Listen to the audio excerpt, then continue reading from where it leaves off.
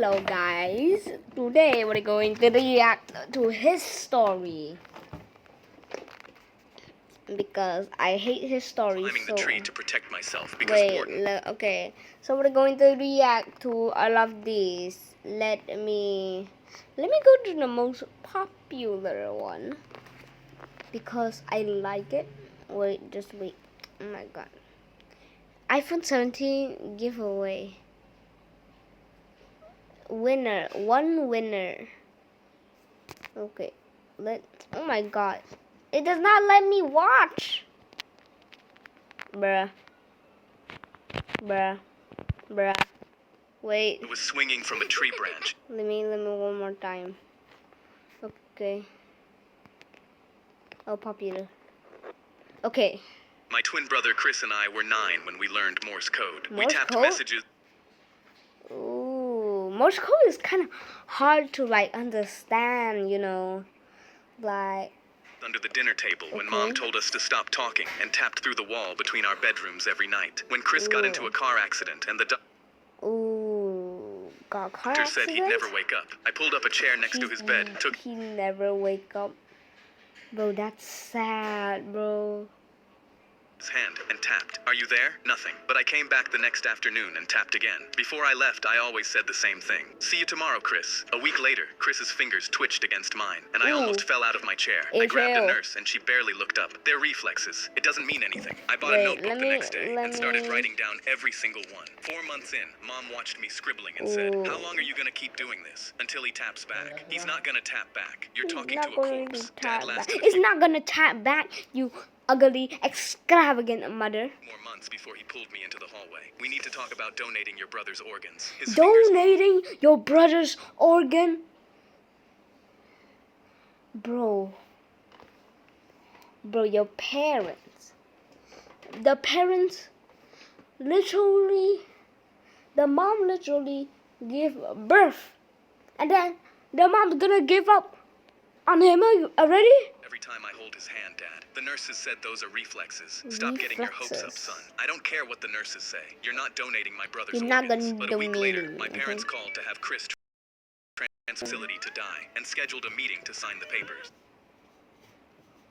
His mom want his brother to die. The afternoon before the meeting, I tapped into his palm like always, but this time, something tapped back. Short, short, short. Long, long, long. Short, short, short. SOS. I grabbed his hand. Chris, if that's you, squeeze once. He squeezed so hard my knuckles cracked. I stormed into the meeting room and told them my brother just responded to me. The caseworker said, "This is very common with families who aren't ready to let go." My parents nodded. I grabbed the transfer papers off the table. "You're not signing anything until you come see for yourself." I walked up to Chris's bed and grabbed his hand. "Ask him anything." The caseworker asked what year it was. Chris squeezed out the answer. Count to 5. 5 perfect squeezes. His mother's name, tapped out letter by letter. By the 10th question, she said, "He's still alive. We can't move him." Weeks later, I asked Chris what kept him fighting when everyone gave up. Heard Mom call me a corpse. Heard Dad say donate my organs. Heard Ooh. His mom calling him a corpse? I didn't hear that part. All of them leave, except you. I asked why. I wanted to see you too. My twin brother, the flight attendant, slipped me a napkin that said, "The pilot isn't who he says he is." The pilot isn't who he says. Meet me in the back to talk. Meet me in the back to talk. I knew she chose to tell me because of the military dog tag. What's that? His Rogers. Okay. Around my neck. I folded the napkin and slid it into my pocket. And that's when the captain's voice came over the intercom. "Good morning, folks. Dun. This is Captain Hopkins, expecting smooth skies to Chicago. But something was wrong. I could feel it in my bones. I waited 2 minutes and casually walked to the back, not knowing what to expect. The flight attendant was there with a man holding up a police badge. The man whispered, "I'm police. You are a glad you're police. here. I'm an undercover cop." I knew something was wrong straight away. The flight attendant whispered, "I've flown with Captain Hopkins for 6 years. I don't exactly know what's wrong, but I know that's not Hopkins, and we're flying the wrong way." She showed me the flight map of where we were heading. The plane is heading toward an abandoned airport. I leaned over the map. My body was pumping with adrenaline because it was the perfect place to crash a plane. There's an empty space above the pilot's room. I can climb up and listen to what the pilot and co-pilot are. Okay, so the pilot, the So the flight attendant said that Captain Hopkins is on the plane, but not driving on the plane, and they're driving to the wrong direction. Okay. Planning through the ceiling. Take my number. If you Take can my tell there's number. something fishy going on, text me one word. Now. That's the signal to move. And to distract everyone while I climbed above the ceiling, the flight attendant made an announcement on the speakers to tell everyone to keep their seatbelts on. Through the cracks, I could hear two men in the pilot's room talking. 15 years ago today, our brother died because of Captain Hopkins. Now we get to crash his plane with him tied up. Chill! He kept... Wait, what? Now, that's the signal to Wait, move. let me hear and to that. distract everyone while I climbed above the ceiling, the flight attendant made an announcement on the speakers to tell everyone to keep their seatbelts on. Through the cracks, I could hear two men in the pilot's room talking. 15 years ago today, our brother died because of Captain Hopkins. Oh, so Captain Hopkins died. Captain Hopkins not died, but killed their brother 15 years ago, and that's why they're hijacking Captain Hopkins' plane. Oh, whoa, that makes sense We now. get to crash his plane with him tied up on it while we impersonate him. I texted the undercover cop. Now, the cart slammed into the pilot's room door, and the cop kicked it open. I dropped through the ceiling and tackled the fake pilot out of his seat. The cop pinned the co-pilot to the floor. The flight attendant grabbed the radio. Mayday, our pilot is gone. We need help landing right now. She looked at me. Find Hopkins, the actual pilot. He has to be on this plane somewhere. I sprinted to the back of the plane, checking every door. It could be in the closet toilet next to the bathrooms, and Captain Hopkins was inside with his hands tied and tape across his mouth. I ripped the tape off. Get me to the controls. He ran to the front and dropped into the pilot's chair. He grabbed the wheel. Tower, this is the real Captain Hopkins. I'm landing this plane. When we finally landed, the cops dragged the brothers off in handcuffs. The flight attendant came up to me in the aisle. I pulled the napkin out of my pocket and held it up. You saved 200 lives with this. She smiled and took it back. The flight attendant...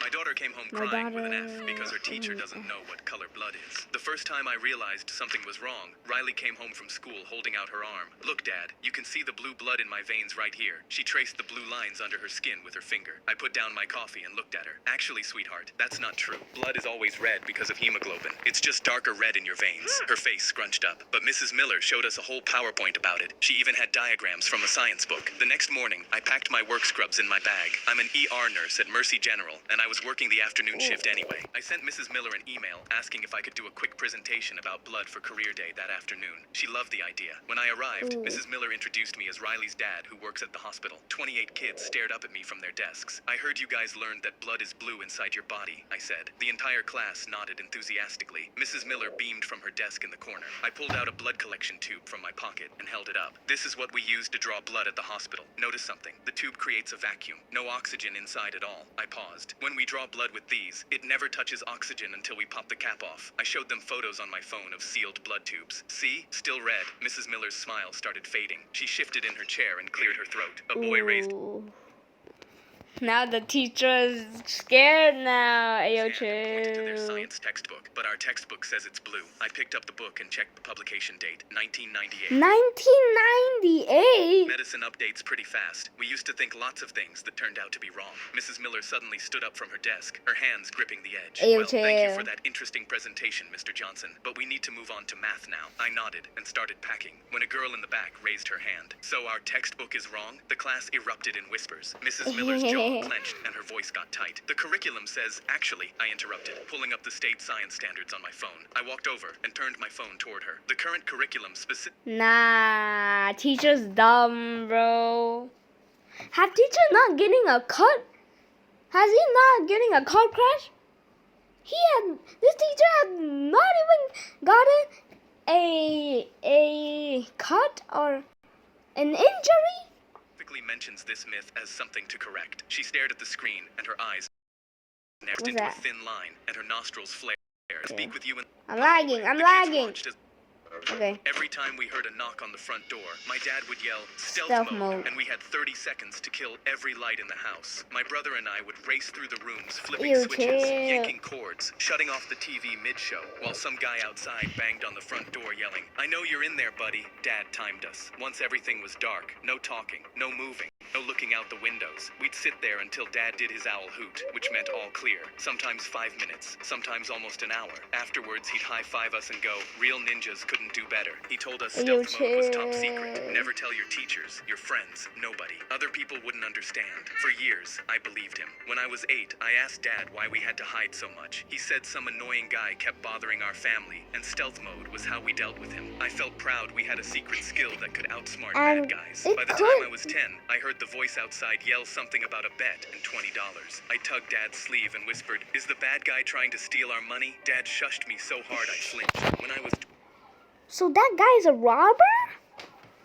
Or something 12, else? I broke the window rule, peeked through the blinds, and saw a completely normal guy in a polo shirt standing on the porch rubbing his forehead. He didn't look like a criminal. He looked like someone's tired uncle. At 13, I told Dad I was just going to open the door and tell the guy to leave us alone. The color left his face. You absolutely cannot do that. That was the first time stealth mode didn't feel like a game. By 15 or 16, it barely happened anymore. But when it did, Dad would peek through the blinds looking guilty. Mom just shook her head from the couch and muttered something under her breath. I was 17 and home alone when I heard it. I know you're in there. It's been 12 years, man. I opened the front door. The guy nearly fell backwards. Normal-looking dude, middle-aged, holding a crumpled piece of paper. "Oh, hi. Is your dad home? I'm his old college roommate." He held up the paper. "Your old man bet me $20 Michael Jordan wouldn't win his 6th ring. That was 1998. I've been knocking on this door ever What? since." 1998? Me the IOU, both their signatures, right there at the bottom. I left it on the kitchen table. Mom saw it first and laughed so hard she had to hold the counter. Dad picked it up, read it, put it back down, and the first thing out of his mouth was, "So now he knows someone's home." Then he turned off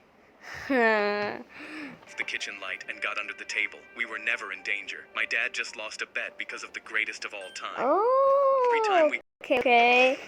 A man LeBron came to our James. school bus with a knife, and the first thing he heard was a slow clap from the back row. Confused, he screamed at our driver, Mrs. Worley, to keep driving and not stop for anyone. A kid leaned forward. Ooh. Nice ski mask. Did you cut the holes out yourself, or did your mommy help Oh, you? I think these are. The bus laughed. I think these are the naughty boys, naughty boys bus, because there's a different bus for naughty people. I think. He waved the knife around. "Shut up and no one gets hurt. Your hand is shaking so hard I can't tell if that's a threat or a dance move." Bro made a joke on him. Toward the kid who said it, and 20 voices started talking at once. "Oh, he's walking now. Everybody watch out." He spun around trying to find who said what, but insults were coming from every direction. Bro seriously hijacked a bus with no plan, no getaway car, and a Walmart knife. This is the saddest crime I've ever seen. Walmart knife? Bro, where do you... We wouldn't let him finish That looks like $5 a Walmart knife, bro. a single sentence. "Are you robbing us for money? All I have is an EBT card and a bus pass." Pointed his knife at Mrs. Worley, and the whole bus went silent. A kid stood up. "You can threaten us all you want, but if you point that thing at Mrs. Worley again, we're gonna have a real different conversation." Yo, He laughed nervously and asked chill. what a bunch of kids were going to do about it. A girl said, "We're on the bus to the school for troubled teens. Half of us are here for assault, and the other half won't say why." Mrs. Worley looked at him over her shoulder. "Honey, I've watched these kids make grown men cry over smaller things than pointing a knife at me." He lowered the knife. What? "Smart choice. She brings us Smart donuts on choice. Fridays. We protect what matters." His face twisted, and he shoved toward the kid with the knife raised. Mrs. Worley pulled over, stood up, and stepped between them. "That's enough now." He grabbed her arm and shoved her into the dashboard. For half a second, the bus was completely silent. Then a kid came over the seats like something feral, and 3 others were right behind him. The guy someone hit him in the back of the knees, and he went down. The knife skittered under the seats, and kids then- were on top of him before he could reach for it. Someone Now had him you in a just headlock, lost and someone else pinned $5. his arms. A girl sat on his legs and went through his pockets just to add insult to injury. Mrs. Worley pressed the Ooh. emergency button. "I need police at my location. Tell them there's no rush. The situation is handled." The guy was crying. "Please get off me. I can't breathe." A kid leaned close to his face. "You should have thought about that before you touched Mrs. Worley." When the cops Yo, showed up, they found him chill. tied to a seat with shoelaces and snot running down his A man climbed onto Bro him. got Dad karma. measured me for the 5th time that day and screamed, "Why are you still 5'10"? I stared down at my 5'3" dad, and he glared. "Stop looking down at me. No son of mine will ever look down on me. We're going to fix this Bruh. before it's too late." And so the next day, Dad came into my room with x-rays of my legs marked with red X's saying, "I found a surgeon who will remove these bones so What? that you can finally be shorter than me. I already..." Ayo, chill. Your dad, Mr. Ginger, wants you to be smaller like a ginger. Like why? He scheduled the surgery. I stared in horror while Dad jumped around saying he couldn't wait to be taller than me. I knew I had to make the surgery impossible, so I started running 26 miles non-stop. And even though it hurt, I kept going until my legs gave out because I needed my bones to be so damaged they couldn't operate on me. And then on the day of my scheduled surgery, the doctor took one look at x-rays of my damaged legs and refused to operate on me. Dad got angry. Why? He's perfectly fine. But the surgeon shook his head and pointed at the x-ray. His bones are too damaged. If I cut into them, they could shatter, and a shard of bone could hit his heart. Your son could die. Dad crossed his arms. I'm okay taking that risk. Just do it so he can be shorter than me. But the doctor kept saying no, and I thought it was finally over. But when we got home, Dad grabbed his toolbox and said, if a surgeon isn't going to fix this, then I'll do it myself. He chased me around the house screaming, get back here. You will be shorter than me. I ran outside. Bro got saw. Bro, just let it go, bro. Just let it go, let it go. Let it once and spread it go. Let it go, let it go. Across the yard, and that's when Dad's foot got caught on the garden hose, and he fell down hard, and I saw both his legs were bent the wrong way. Ayo, I called the ambulance, and when they arrived, paramedics loaded him onto a stretcher, while one of them questioned me. How do you know this man? He asked. When I said he was my dad, his eyes bulged, and he looked back and forth between my dad and me, and then suddenly asked, how is he your dad? He's so short. Dad thrashed so hard in the stretcher when he heard a paramedic had to sedate him. What the hell, bro? Bro was so angry. What the hell is this? Ayo, chill! I became my school's hero for 1 minute before everyone watched what happened next. I don't play around when it comes to Halloween, so during our school's Halloween dance, I dressed up in real firefighter gear from my dad's closet. Real jacket, real boots, real helmet. I strutted around the gym like I owned the place, until the fog machine popped like a toaster and the fire alarm went off.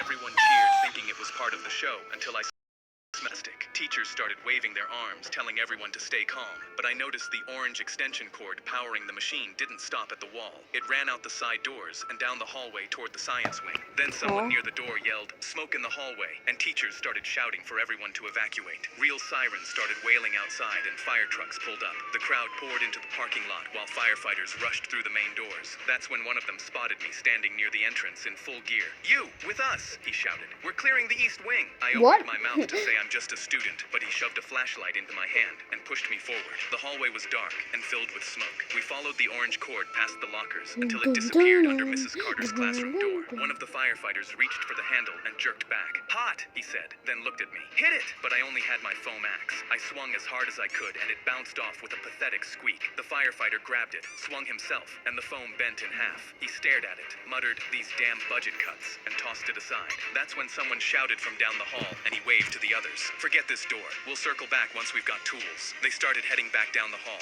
but then I heard it. A squeaky wheel spinning frantically. This was Mrs. Carter's room, and the class pet Mr. Nibbles was still inside. I turned back to the door. The handle was glowing red. I wrapped my jacket sleeve around my arm and threw my shoulder into the bottom panel until it cracked open. Smoke poured out and choked me instantly. The hamster cage was on the counter, and tiny flames were eating the papers around it. I grabbed the melted cord with my sleeve and yanked it from the wall. A spark bit through the fabric straight into my skin, and I screamed, but kept pulling until the plug came loose. I grabbed the cage with my smoking sleeve, and the metal seared into my palm. I could smell my skin burning. My lungs felt like they were filled with glass, and my vision was going black around the edges. When I burst through the side door, I collapsed face first onto the concrete and threw Mr. Nibbles onto the grass so I wouldn't crush him. I could hear cheering as hands grabbed me, and someone pulled off my helmet. A firefighter was "You're a hero." That's when I heard the scream. I turned my head and watched a hawk swoop down, grab Mr. Nibbles in its talons, and fly away.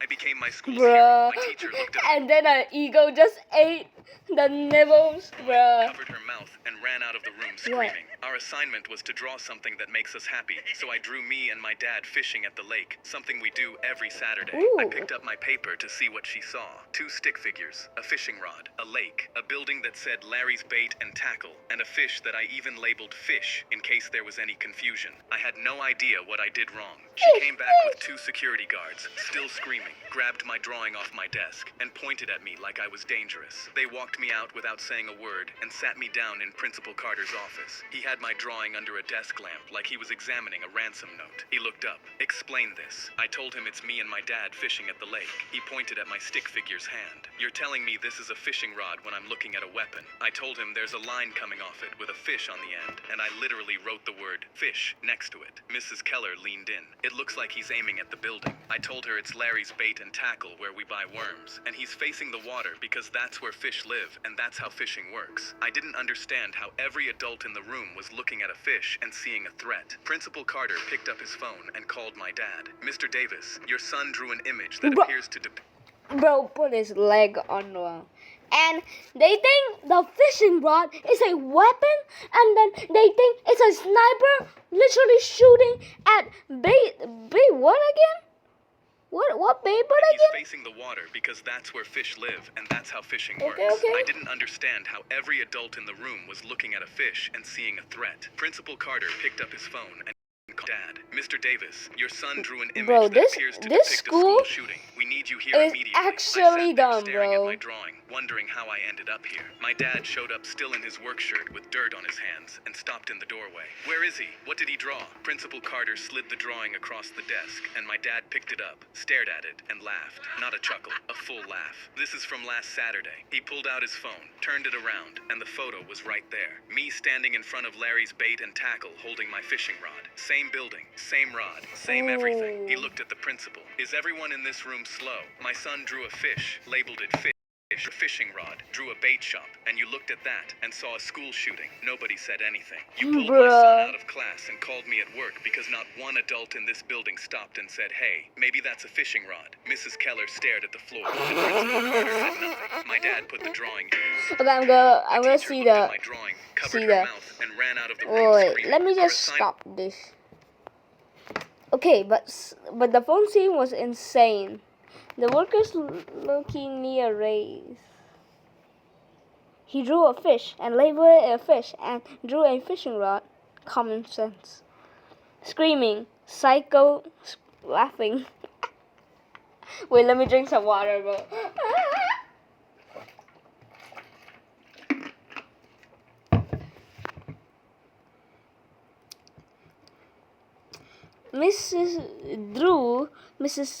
I drew Mrs. Carrot labeled it donkey. Perfect way to end the story.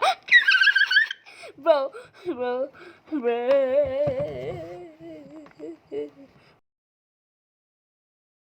Wait, write that?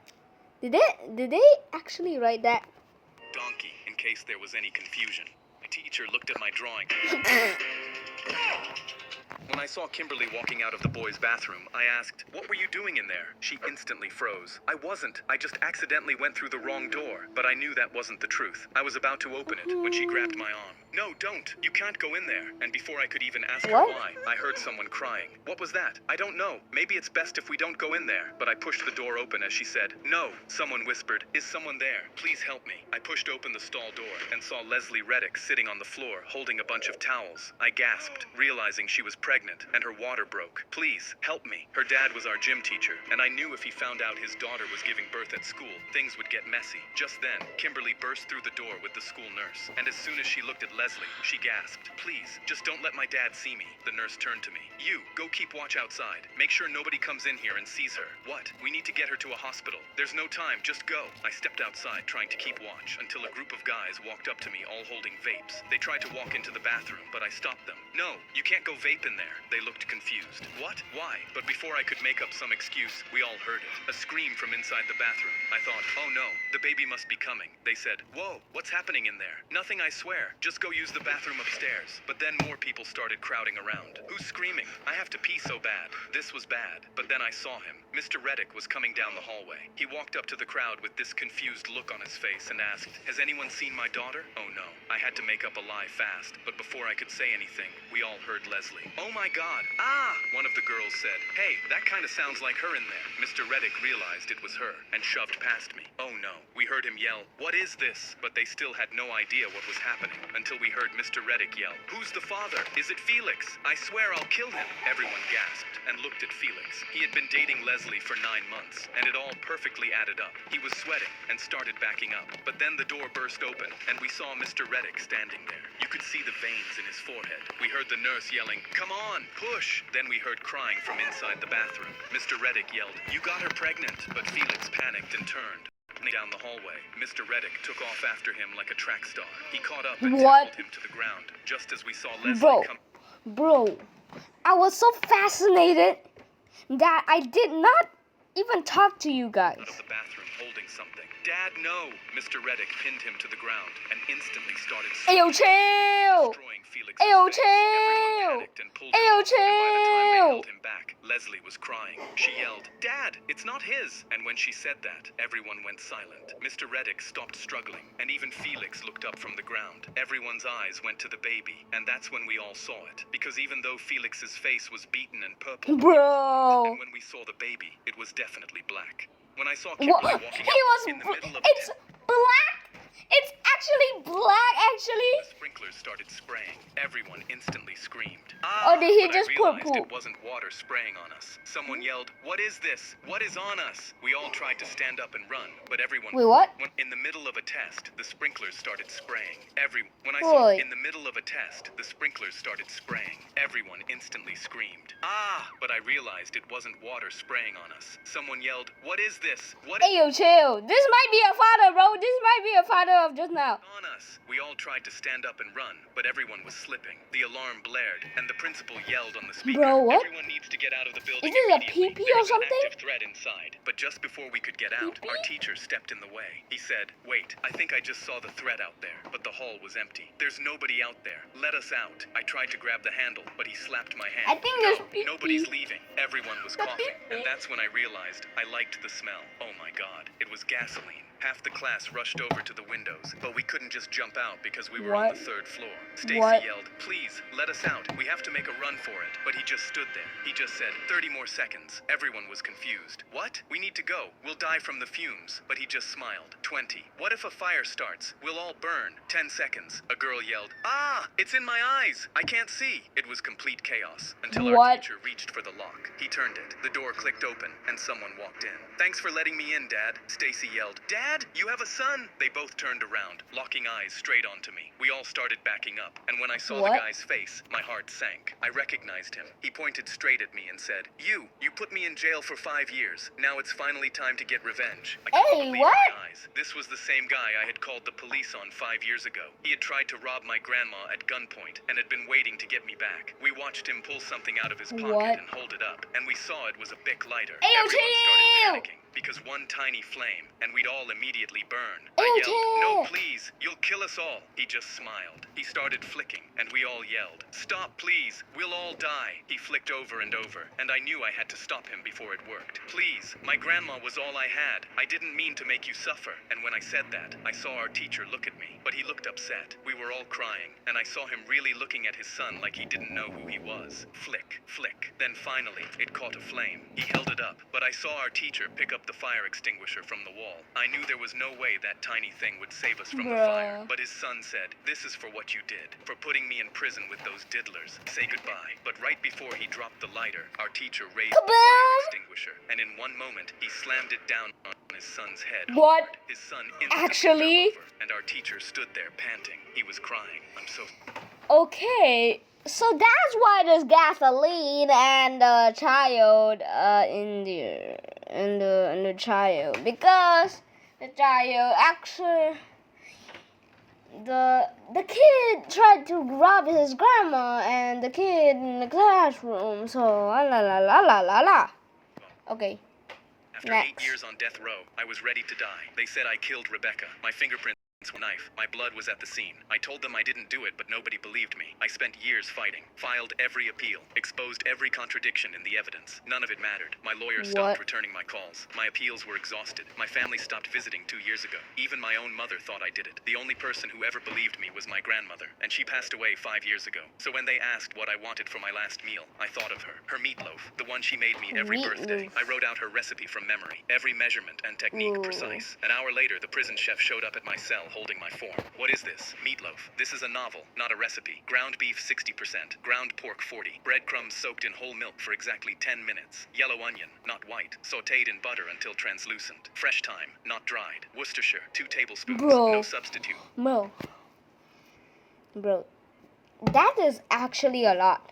And this glaze with brown sugar and apple cider vinegar, brushed on at 340 degrees, 20 minutes before done. He looked at me through the bars. Why so specific? It's how my grandmother made it. She's gone now. If I'm going to die Friday, I want to taste her cooking one last time. He was quiet for a moment. Some of these ingredients we don't stock. Fresh thyme, whole milk, real butter. I'll have to special order them. I have 48 hours. He sighed. I'll make it exactly how you wrote it. Thursday morning, the ingredients arrived and the chef started cooking. I could smell it from my cell an hour later. Onions sautéing in butter. Grandma's kitchen. Saturday mornings, her humming while she cooked. I sat on my bunk and cried for the first time in 8 years. Thursday afternoon, the chef ran into problems. The oven temperature wouldn't hold steady. He had to recalibrate. Start over on the glaze twice. It has to be perfect, he told the warden. It's his last meal. Thursday night, I couldn't sleep. Not from fear, from the smell. The meatloaf baking through the night while I sat alone with memories of the only person who believed I was innocent. Friday, execution day. 10 a.m. and no meal yet. Noon, and the chef said the glaze wasn't right. 2 p.m., a guard brought regular prison lunch because the meatloaf still wasn't ready. 4 p.m., 2 hours left. The smell was overwhelming. Guards kept walking past the kitchen just to breathe it in. 5 p.m., the warden came to my cell. Your meal isn't ready. We're delaying the execution 2 hours. 6 p.m. came and went. The original execution time. I was still alive, waiting for meatloaf. 7:30, the chef finally appeared with a covered plate. He looked exhausted. He uncovered it, and the meatloaf looked exactly like my grandmother's. I ate slowly, savored every bite. Perfect. I finished the last bite at 7:51. 9 minutes left. The guard opened my cell. Time to go, Preston. They walked me down the hallway past other cells. Inmates were silent. They always were during execution walks. We reached the preparation room. The chaplain asked if I wanted to pray. I said no. 7:55. 5 minutes. They started walking me toward the chamber. That's when the warden's phone rang. He answered. And everyone stopped moving. What's happening? Rebecca's ex-boyfriend just confessed to her murder. You're innocent. My legs gave out. A guard caught me. The chef appeared in the hallway out of breath. He slid down the wall and sat next to me. If that meatloaf had been ready on time, you'd already be gone. I just sat there, still alive. Because my grandmother's recipe was too complicated to rush. She saved my life. She always did. After 8 years on death row, bro, his grandma saved his life because he wanted the exact meatloaf so it doesn't rush, so he can live longer and actually live even longer. Oh my god, that was sad, in class when my phone buzzed. Look under your desk. Look under your desk. The whole class bent down at the same time. Taped underneath each desk was an envelope with our name on it. I ripped mine open and a Polaroid slid out. A blood splatter. What the hell? Why would you get a phone and then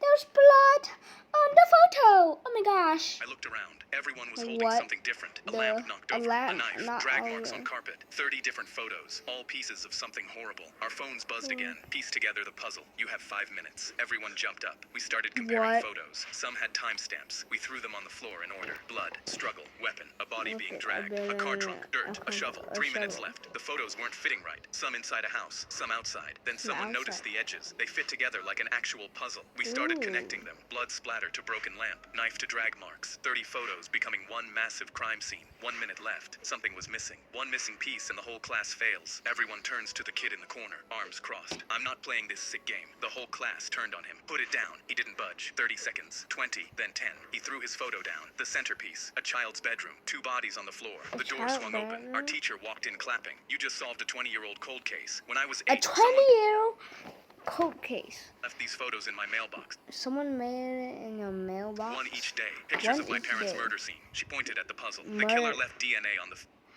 His mother... 20 years later, I finally got a match. She looked at us. It was my uncle. It was sitting Your uncle? Your uncle killed him. Oh my god.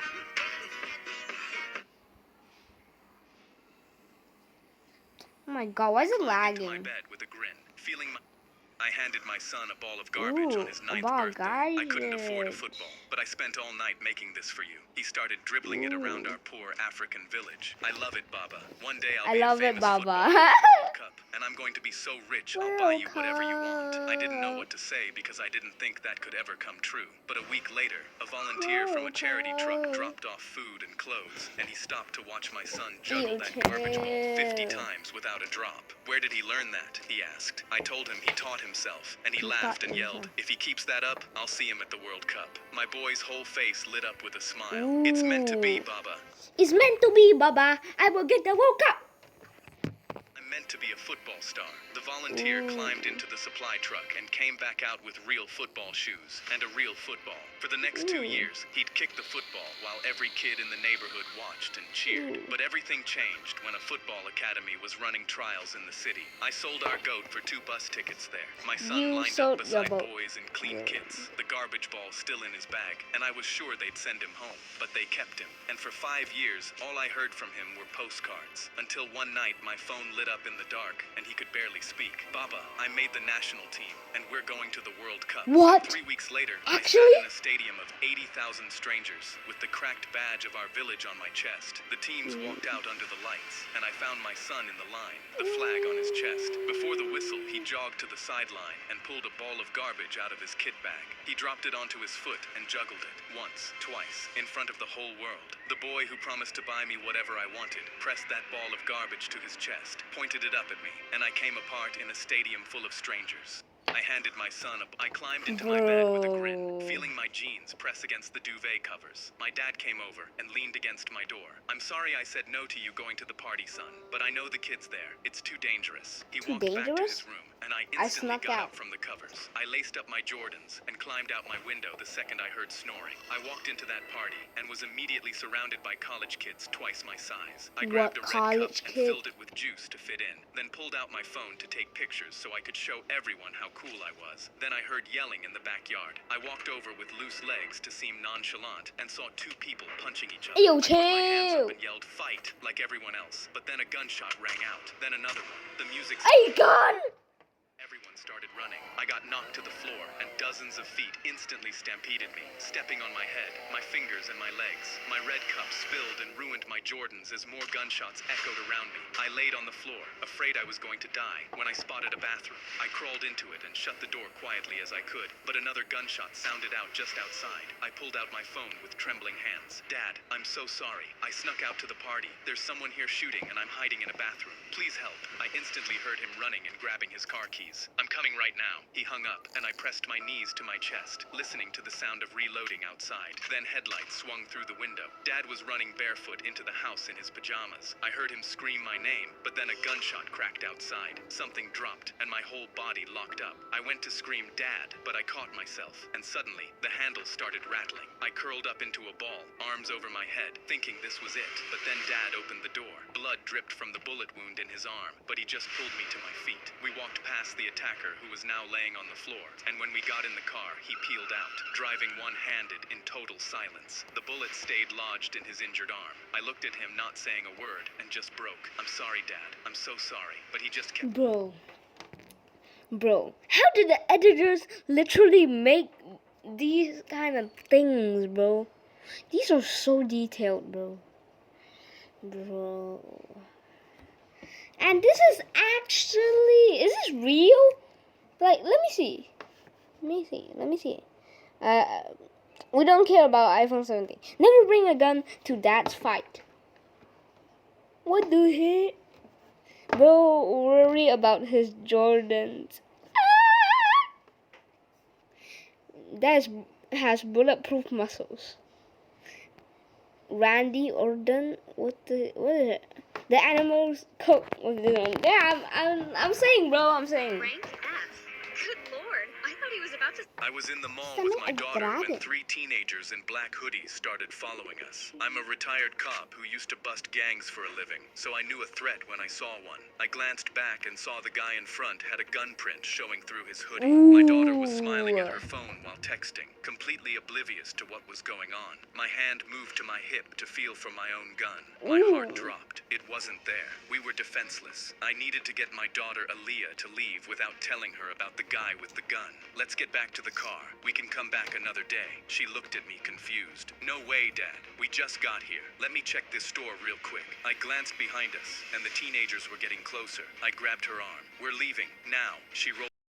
Fine, but I need to pee first. She ran into the bathroom, and the second the door closed, the guy with the gun print was standing right in front of me. He pulled the gun halfway out of his pocket. Walk away, old man. Leave the girl with us. Now, this is your only warning. His hand moved to his waistband, but I managed to lunge for his wrist before he could pull the gun all the way out. Aaliyah walked out of the bathroom and saw us. Ah! The other two teenagers froze when they saw me pin their friend to the wall. I grabbed the gun off the floor and pointed it at them. But as I held it, I realized I turned the gun over and saw a tiny orange tip on the barrel. It was a toy. How old are you? His Ooh, cheek it was a toy. pressed against the wall. 16. I looked at Aaliyah, who was staring at me. Dad, I know him. That's my boyfriend. Your boyfriend's over here. Texting him earlier. I let go of him, and he wouldn't look at me. When I saw you with him, I thought she was cheating on me with you, so I wanted to scare you with a toy gun. I held up the toy gun. Aaliyah, after you two break up, make sure your next boyfriend isn't a little bitch.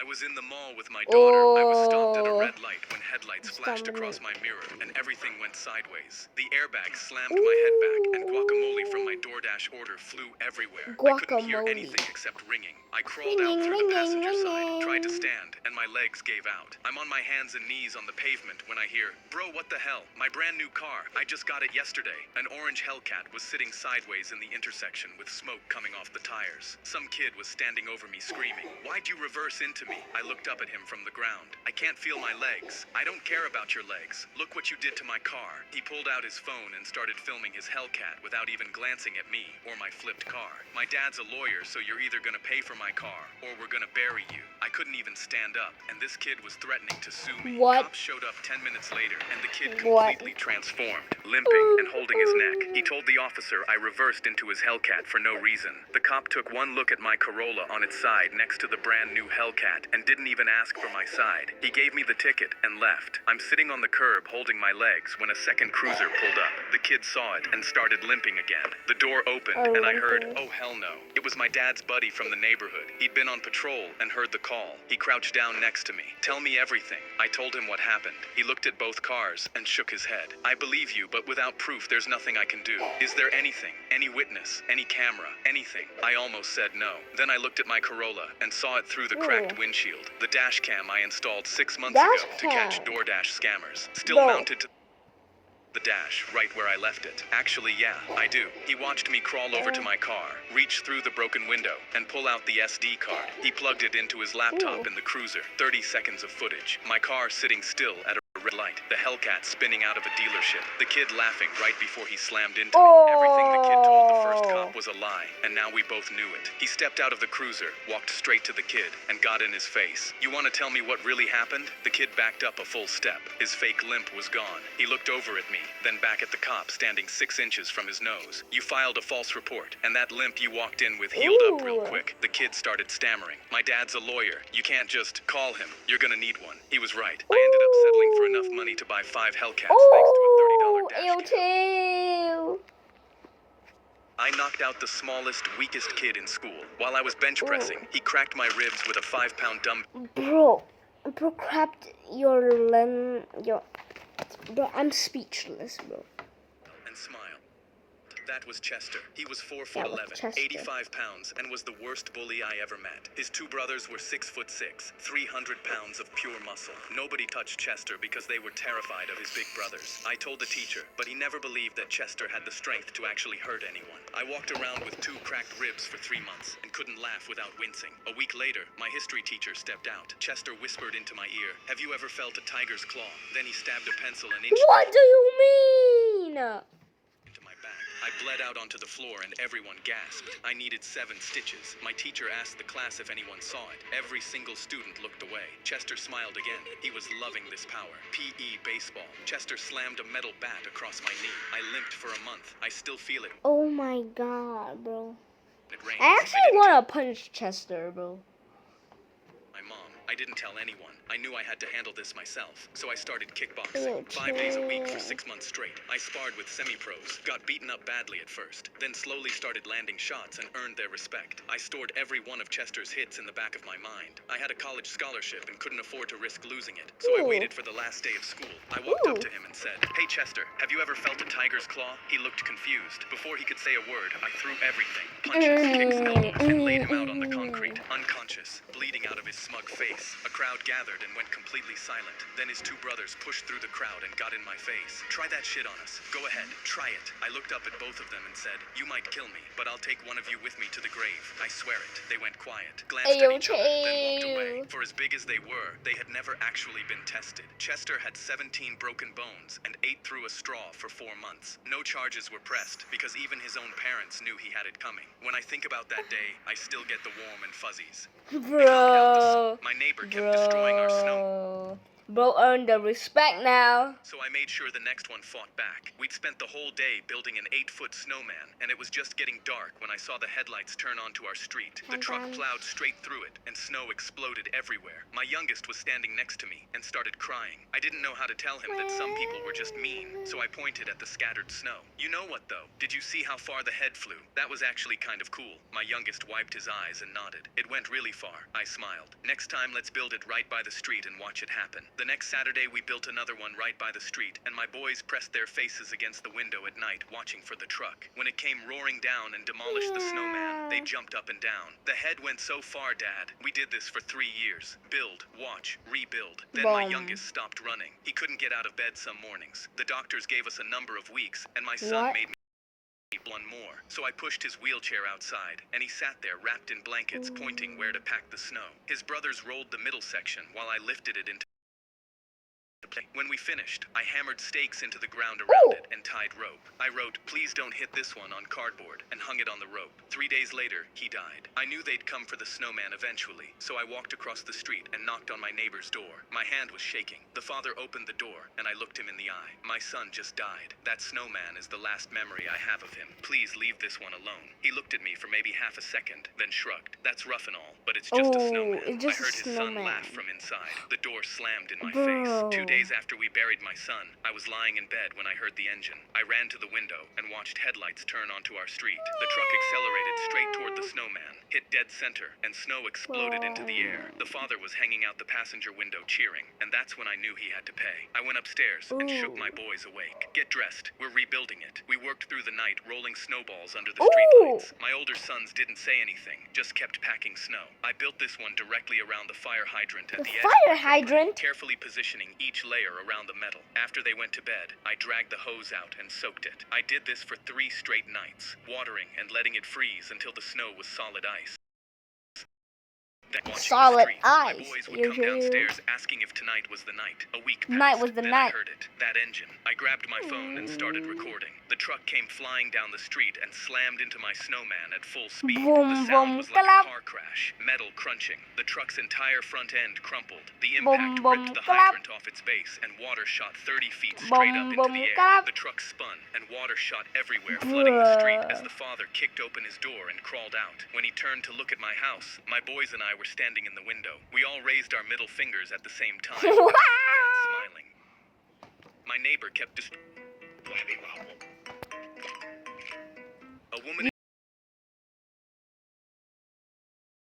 outline wearing my Minecraft hoodie when a kid ran over and said, "Mom, that's Minecraft, I want it." She walked over, looked me up and down, and said, "Give it to my son." I told her no, and that my little brother gave it to me before he passed away. She didn't even blink. "I don't care. You're a grown man wearing a kid's video game. Give it to my son. He'd actually appreciate it." I almost laughed. "I'm not giving you my hoodie." She didn't move. "Just hand it over, and I'll pay you $10 for it." "I just told you my brother gave me this before he died. It's not for sale." She rolled her eyes. $20, final offer. I said no, and tried to step around her, but she grabbed the bottom of my hoodie and pulled. I yanked it back and held it against my chest. "Don't touch me." Everyone online went quiet. She turned around and screamed for the manager. "This man has been bothering my son since we got in line. He keeps showing off his shirt trying to get my kid's attention. I want him removed." Her son was standing right there looking confused. The manager walked over, and before I could say a word, she pointed at me. "He's harassing my child. Check the cameras if you don't believe believe me, so he did. The manager came back with a security guard and walked right past me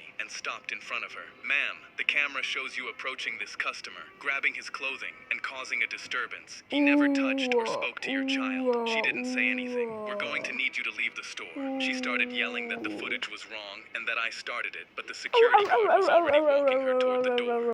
Tripped over the curb on the way out and ate concrete. Her son looked down at her and said, "Mom, I didn't ask you to do all that." The cashier rang up my groceries, looked at my hoodie, and said, "Cool shirt, by the way." I looked down at the little creeper face on the sleeve, and for a second, I could hear my brother laughing at the whole thing. "Thanks," I said. "It's my favorite."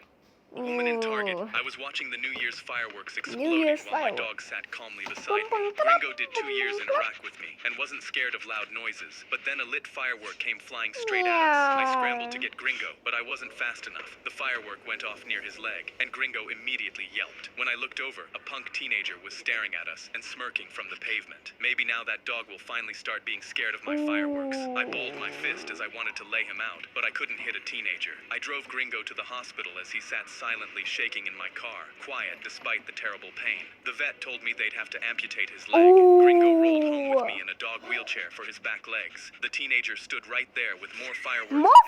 Every day for the next 2 weeks. He set them off when me and Gringo walked outside. I gripped my head in horror because Gringo had started shaking and being afraid, something 2 years in Iraq never even did to him. I watched the punk bring a box of fireworks into his shed and knew I had to act. I called Hughes, the bomb diffuser I served with, and that night we were in the shed rigging his fireworks. We walked to his door and saw him through the window throwing darts at a board full of pictures of dogs. We rang, and he opened. "Are you here to beg me to stop with the fireworks? Your dog can't take much more." He laughed, but then Hughes held up a soul firework. He stuck it to the punk's hand before he could reply, and I held up a detonator. "Now walk with us, or your hand goes boom." His face instantly went pale. "You're lying." But me and Hughes dragged him out to his backyard. Gringo was right there, watching. "Now we're gonna take your hand the way you took his foot." His legs began trembling, and he dropped to his knees, and I pressed the detonator. It beeped once, and I laughed. "Now I'll give you a air before it blows for real." I held my finger inches from the button. 3, he cried. "No, please. I'll do anything." 2, "Please stop."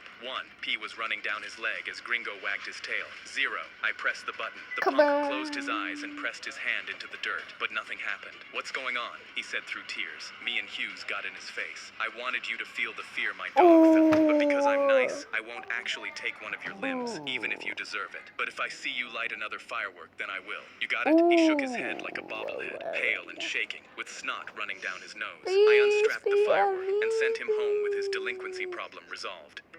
Okay, this is the last I video woke up I'm at a sleepover and realized I had 2 hours watch. to save my entire reputation before anyone else woke up. I reached down and touched the fabric and realized I had wet the bed. I lay there completely still, listening to 4 other guys breathing around me in the dark. It was 5 a.m. If anyone woke up before I fixed this, I would have to switch schools. My backpack was next to the couch. I got to it on my hands and knees, moving so slow my arms started shaking, and unzipped it 1 inch at a time. I pulled out my backup pajamas, and then Brandon sat straight up, not rolled over, sat up. I froze with the backpack pressed to my chest. He swung his legs off the couch, stood up, and walked right past me. His foot landed maybe 4 inches from my hand. I didn't breathe. He kept walking, opened the bathroom door, and I heard him pee for what felt like a year. I finally heard his footsteps coming back. I stared at the carpet and prayed he wouldn't look down. He didn't. He flopped back onto the couch, and within 30 seconds he was snoring again. I sat there shaking for a full minute before I could move. I tiptoed to the bathroom, changed into my backup pajamas, and stuffed the wet clothes into a plastic grocery bag from under the sink. Back in the living room, I grabbed the